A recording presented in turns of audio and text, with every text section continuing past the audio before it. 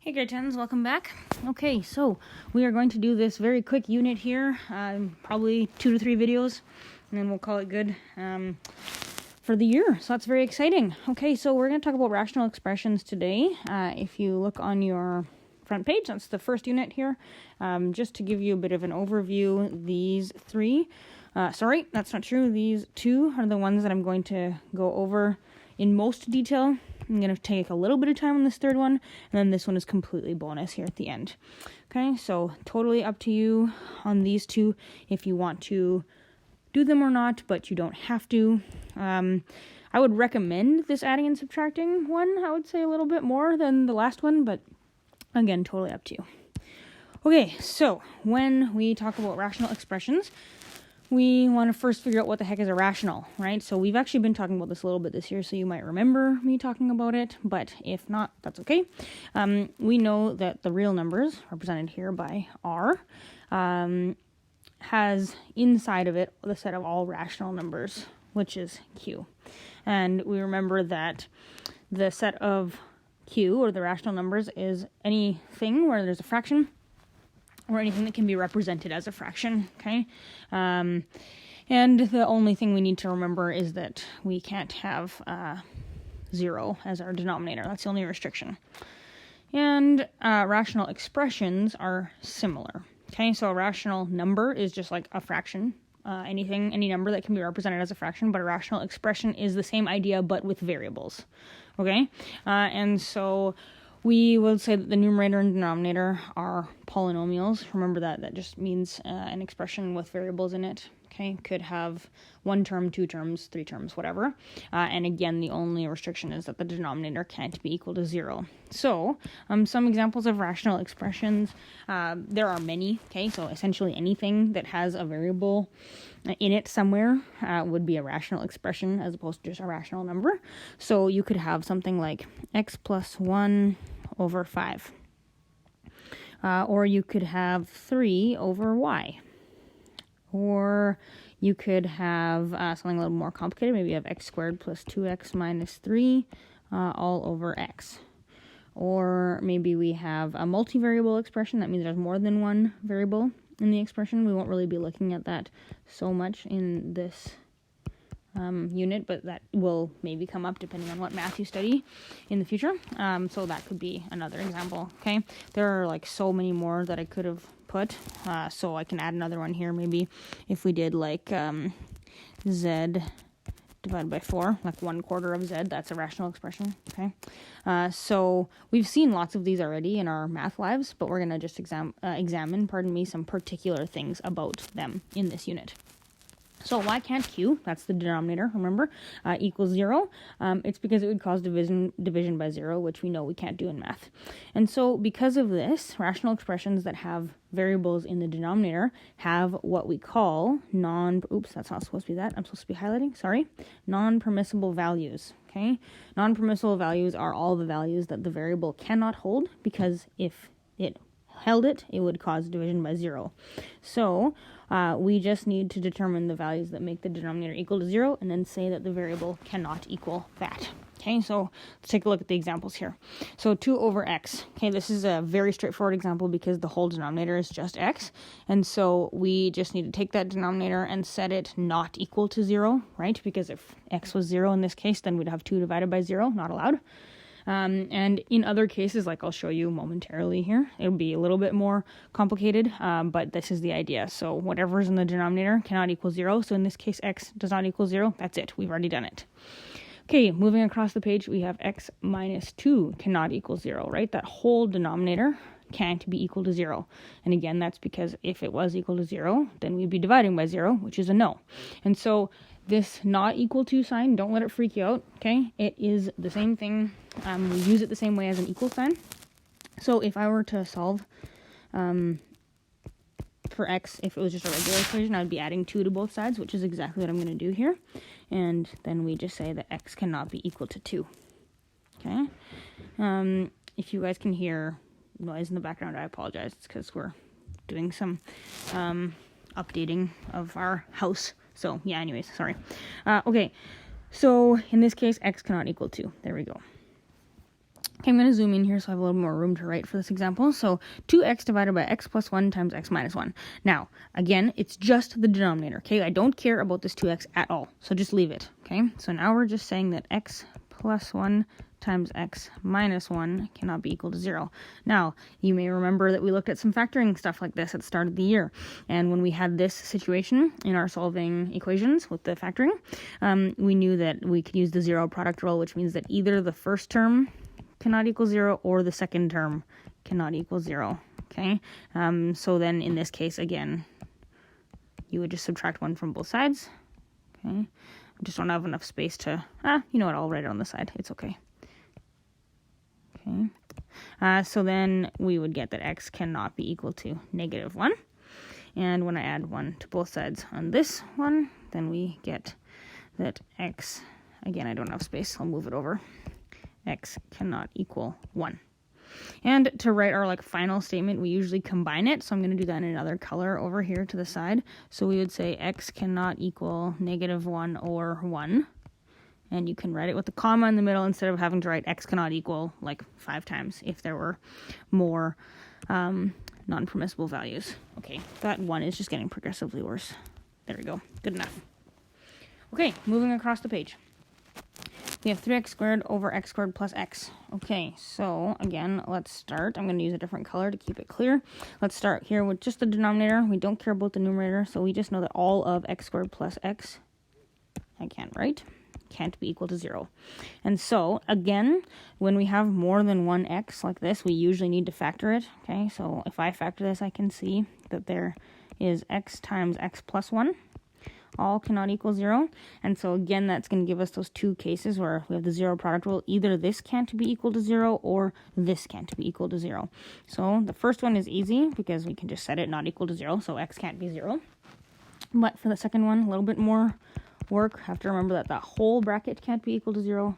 And again, we're just going to solve like we would with any equal sign. And we see that x cannot be equal to 1. And so then as a final statement, we say that x, maybe I'll keep it consistent right here, x cannot be equal to, what is it, negative 1 and 0. Okay, so just to recap what we've been doing, then I'll do the last two examples. We are setting the denominator not equal to 0. It cannot equal 0. And then from there, we're either solving, like we did here, by just moving stuff over, or in the case where we have a multiplication like this, then we're going to use that zero product rule and look at each case to find our answer, and that's when we're going to have more than one value that makes the denominator 0. And sometimes when we have that, we have to also factor it first. Okay, so those are kind of all the possibilities. So let's take a look over here and do this again. So again, we just care about the denominator. Okay, I know the numerator looks complicated this time. It does not matter. Okay, we are just looking at the denominator. So r squared minus 2r minus 8, that whole thing cannot equal 0. And again, we're going to factor. Okay, essentially, if you can't figure out what the number is right off the bat, you probably have to factor it, and then we will do the zero product rule like up here.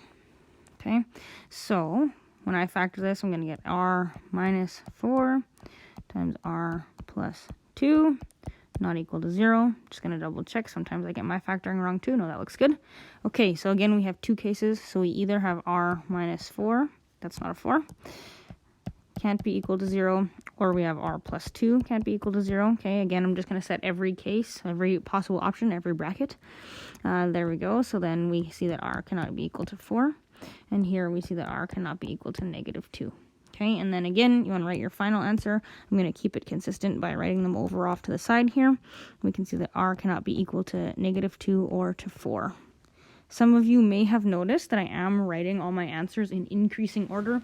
That's my personal preference, okay? I think it makes the most sense. It's the easiest to keep track of your answers, but there is no wrong way, okay? If you wrote any of these numbers in the opposite order, like 4, negative 2, or 1, negative 1, like that kind of thing, it doesn't matter, okay? Just as long as you have all of the options. Okay, last but not least, let's pick another fun color. I love this color. This kind of sienna color. Anyways, that's a super aside. Okay, just the denominator cannot equal 0. This one, you have a couple options. Okay, I'm going to show you both of them. That's why I zoomed in so much on this example. Option 1, you can take it here. Let me write it, maybe one more step. Okay, so first option is you can add 1 to both sides, and that's going to get you that t squared cannot be equal to 1, and then you can square root. So that's going to get you that t is not equal to plus or minus 1. Okay, this is the reason I actually don't recommend this method, is because most people forget that there are 2 square roots for every number. So if you're going to do this method, like, make sure you remember that. Otherwise, don't do it. Just cross it out in your notes. Okay. Option 2 is to factor. Okay, so we know that this is a difference of squares, and so that gives us t minus 1 times t plus 1 cannot equal 0. And again, when I set both of those options, both cases, not equal to 0, we're going to get the same answer, but this time you have made sure that you didn't miss it, the second one, right? And so in either case, your final answer will be that t cannot equal plus or minus 1. You could have written that as t cannot equal negative 1, 1. That's also fine, okay? Like, that, those both make sense.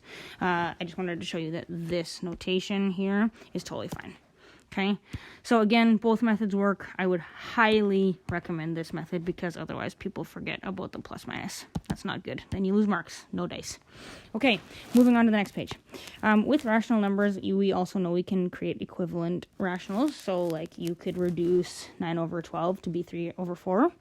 Or you could increase it, like the opposite of reduce, unreduce. I know that's not a word, but you know what I mean. To 18 over 24 by multiplying. And of course, we need to make sure that the numerator and denominator are multiplied by the same thing so that they are still of the same value. Remember how we talked about that? We're not changing the value, just the expression of it, right? So it means the same number, it just looks simpler. So we can do this with rational expressions as well, as long as we keep in mind our NPVs, non-permissible values. Okay, maybe helpful for you to write on the side that non-permissible values is equal to NPVs. I'll often say that and write that, so you know what I'm talking about. Okay, so as long as we keep in mind the NPVs of the original and modified expressions, then we can simplify our rational expressions. Okay, so that's why I talked about all this fraction-y stuff here, is that we're just simplifying fractions when we reduce, and you can do the same thing with a rational expression, not just a rational number, but we still need to make sure we take into account its original state, which includes NPVs. Okay, so I'm going to show you what I mean here with these examples. Hopefully that'll make sense to you after this. Okay, so first thing we're going to do is simplify. You know what, actually, I should have written this instruction in a different way. I don't actually love this, okay? Not after. We're going to put a comma, and then we're going to say then. Simplify. Okay, state the non-permissible values, then simplify each rational expression. The reason I'm recommending this is because if you simplify you simplify before you state the NPVs, people forget about the NPVs.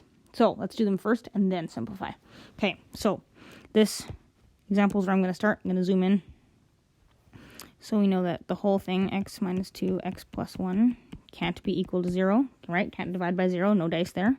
So either x minus 2 can't be 0, or x plus 1 can't be 0, which means that x can't be 2, and x can't be negative 1. Okay, so we're going to state our NPVs by doing that, and we'll include that in the final answer, okay?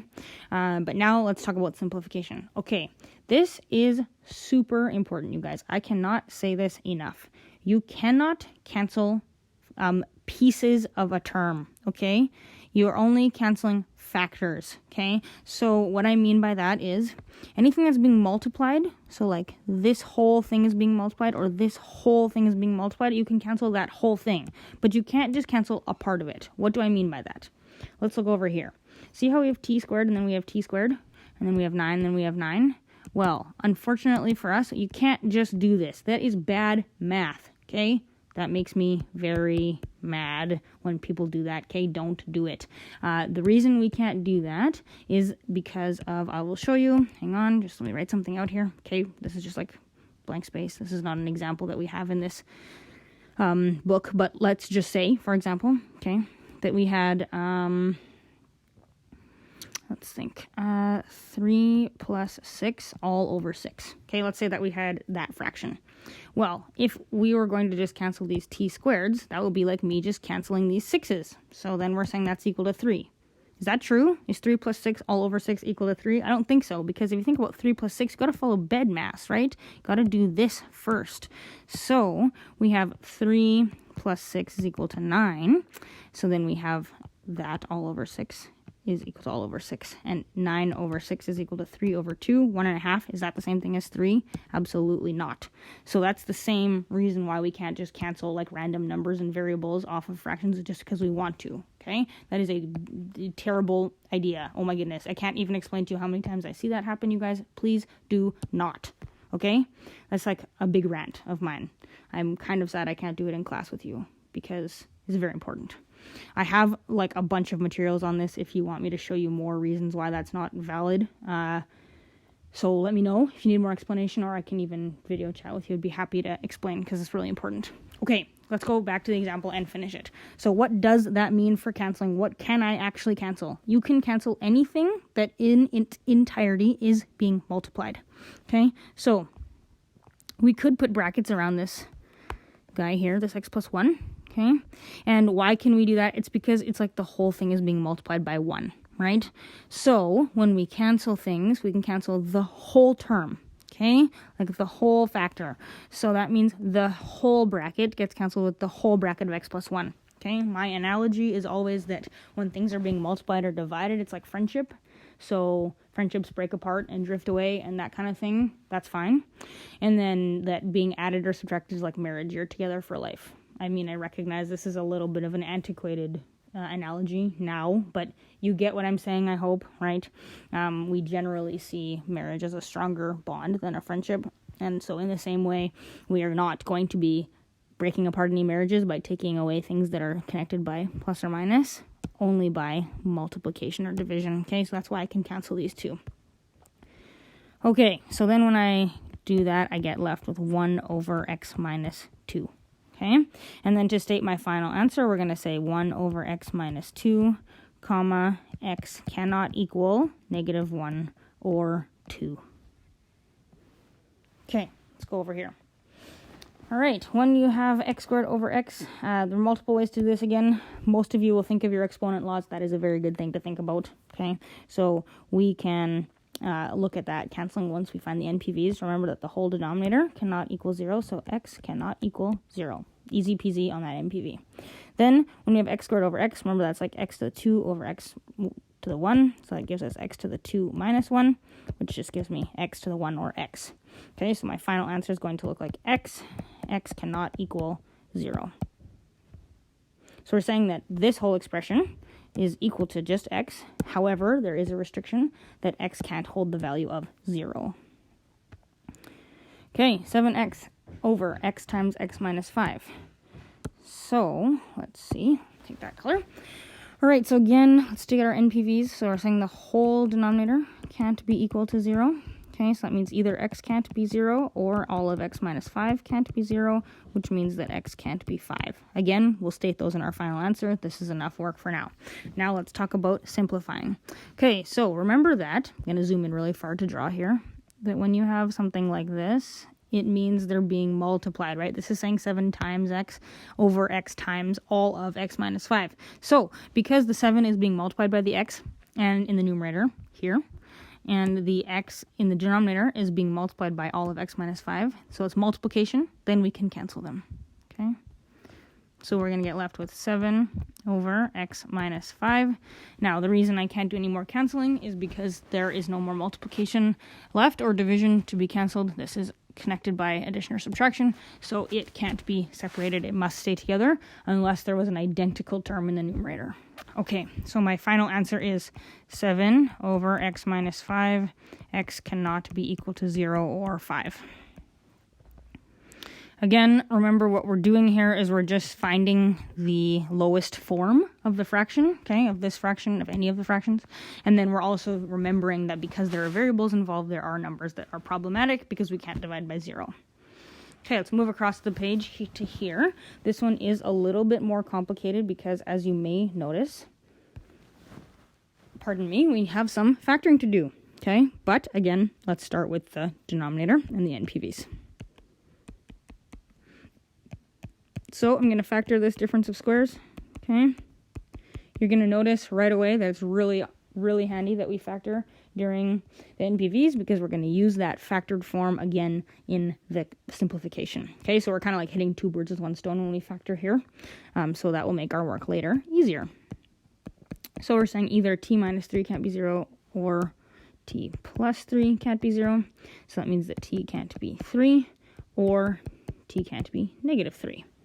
Okay, now when we look at this to simplify, we're going to factor both denominator and numerator, and so that's why I'm saying that it's great that we already factored the denominator, because we're going to need it factored anyways.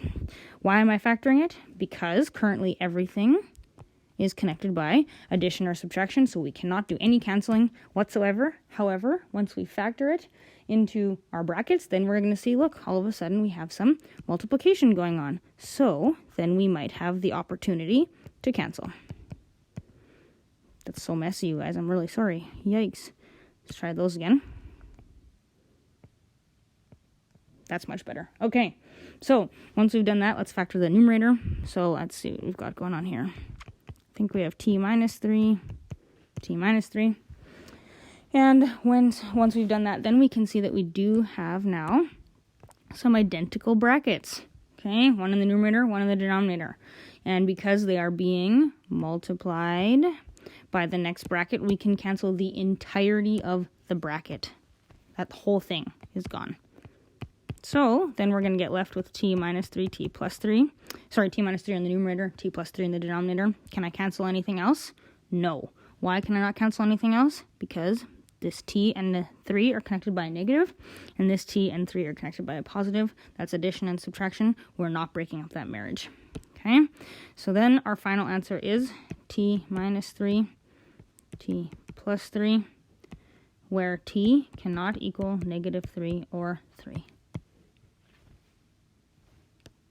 All right, last example. Okay, so similar idea here. We're going to see we need to do some factoring. So let's start with the NPVs, and then we will factor it, the numerator. Okay, so we're also going to need to factor the denominator, right? Because this is clearly a quadratic expression like we looked at way back in Unit 1. And to find out what x specifically cannot be equal to, we need to factor the whole thing. So we get x plus 1 can't be 0, and x plus 2 can't be 0. Okay, so that means that x cannot be negative 1, or x cannot be negative 2. All right, moving over here to the simplification part. We've already factored that denominator, so that makes our life really nice and easy for that part. And then the numerator, can see here that I have a greatest common factor of 2. So when I factor out the 2, then I'm going to get left with x plus 1 in the brackets. And then when I see that, then I can see that I have two identical brackets again, right? X plus 1 whole bracket is the same as x plus 1 whole bracket. Okay, again, I'm not just canceling like random pieces of brackets. You cannot do that. So that leaves me with 2 over x plus 2. Now, can I cancel these 2's? Absolutely not. Okay, do not even think about it. This 2 is being added to x. There is no multiplication there or division with this x. It is married to x. You cannot cancel it. Okay, so that means this is our simplest form. All right, so that means our final answer is 2 over x plus 2, but x cannot equal negative 2 or negative 1. Voila. Okay, that's it for that lesson. I know I talked a lot about canceling and stuff, especially in these examples, but it's really important. If you have questions for me, message me anytime. Okay, I'll talk to you soon. Bye-bye.